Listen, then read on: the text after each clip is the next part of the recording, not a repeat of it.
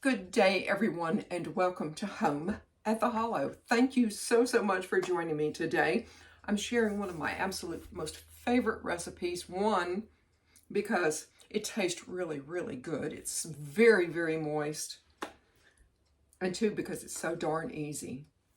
With the holidays coming up, you may have a varied group of people with you, and this is sure to please everyone. Not only is it a cake, it has the taste of a very nice pecan pie. And for those who prefer candy for dessert, the pecans that appear in this cake will certainly fit the bill. This, my friends, is a coconut pecan cake. If you are interested in making this for your friends, family, co-workers this holiday season, I hope you give it a try, and keep on watching. So the first thing that I want to do, of course, is preheat my oven to 350 degrees. You need a 9 or a 10-inch bundt pan. I chose this one because I wanted something really pretty for my Thanksgiving table and my sideboard, my buffet. And this, I can tell you, is going to be a very good test of my magic pan releasing. So I'm going to use this, and I'm going to use this generously on especially this particular pan. I've never had anything stick to this pan, and I certainly don't want to start now.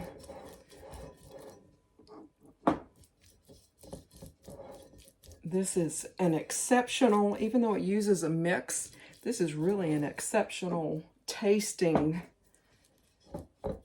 recipe. And sometimes I make a big cake, and then sometimes I make, smaller, like the mini buns. But I hope that you guys have had enough time to make this magic pan releasing concoction, because I put mine in the fridge because I want mine to last a good long while. And I actually do have a recipe for a chocolate bundt cake. And again, it's one of those really heavy things. And I think that's pretty good. Yes, I know. I think that was Fanny come to visit us. She wants to be part of the festivities too. I think that's pretty good. It's just a good generous greasing. I've got about a cup of rough chopped pecans. If you don't want to use the pecans on here, then, no worries. But I like how it presents at the table. You don't have to add any other frostings or anything else to this, but there you go. So we're just going to set this aside. And I'm going to start with 4 room temperature eggs, totally room temperature. And I know she loves to help me in the kitchen. So we're going to just get this kind of mixed up a little bit. We have a cup of water.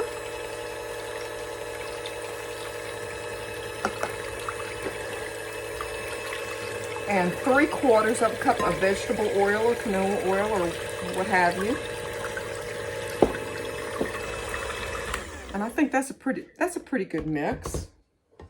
And as a matter of fact, I'm actually taking this right out of my cookbook. It's on page 182 if you want to follow along, or if you want to use this for Thanksgiving or at Christmas. And the next thing that I'm going to add is my cake mix, and it is the super moist butter pecan cake mix. And I'm going to just add that right to it. I don't usually like to use a lot of mixes for, you know, for some recipes they're okay, and for some not so much. And I don't typically like to, because I don't like for, and I know it sounds horrible, but I don't like for companies to pigeonhole me into, you have to buy this mix to have that. But again, there are some circumstances and some recipes where that's okay to do. We're going to give this a good mix. I used to make this very often at the end when it was downtime or when we were off season, to entice people to come and stay with us. Because at that time, of course, that's been many, many years ago. At that time, during the winter, restaurants closed up. A lot of the attractions closed up.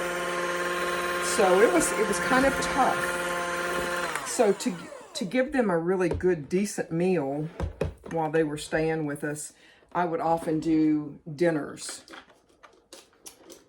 Let's give this a little bit of a scrape. Let's see how it's doing. Not bad. Not bad. Give it one more good go.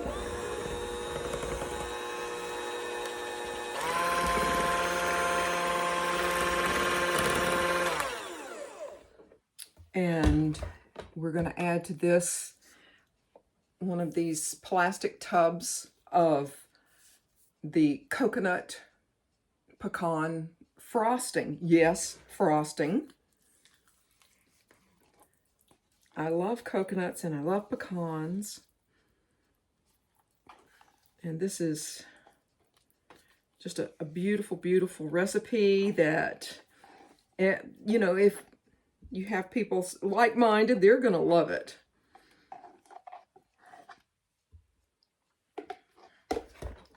And we will definitely give this a good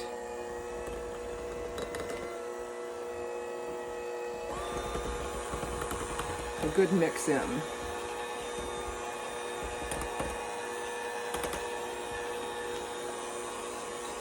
And I hope you guys give this a try. I wouldn't be too put out simply because it uses a mix. Because sometimes you need something really fabulous really quickly. Okay. I'm going to make a mess today, I think. Let's see, there you go. And it is just that easy, guys. Excuse my reach over here.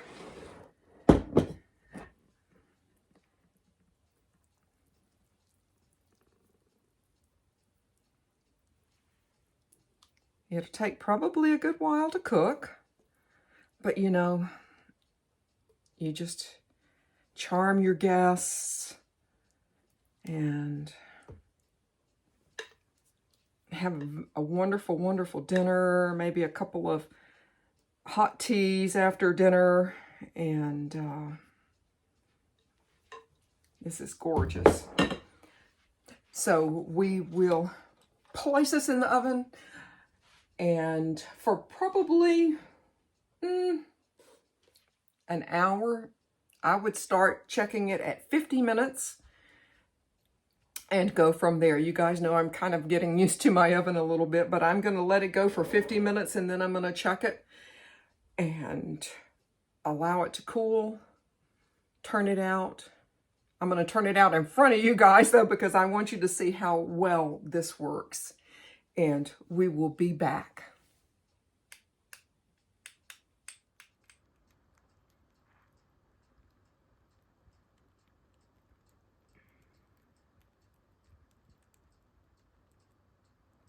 Straight out of the oven. So we have turned the cake out, and I wanted to show you. It's really, really very, very moist. Very, very moist.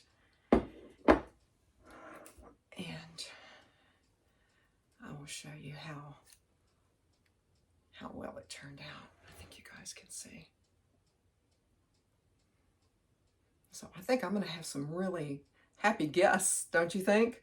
But yeah, it's an exceptional recipe. Super, super, super easy. I'm going to have another bite. I've already had one bite. I've got my tea waiting for me.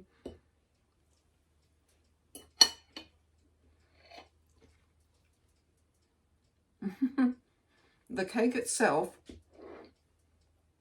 is very, very good on its own. I have never added any kind of an icing to it or anything like that. It is plenty sweet for me, but if you want to do like a powdered sugar, cream, butter kind of concoction and drizzle over it, or maybe just a wee bit of a dusting of some confectioner sugar right before you serve it. Otherwise, it's, you know, but it's an exceptional bite of cake. I want to thank you guys so much for joining me here, home at the Hollow. Bye, guys.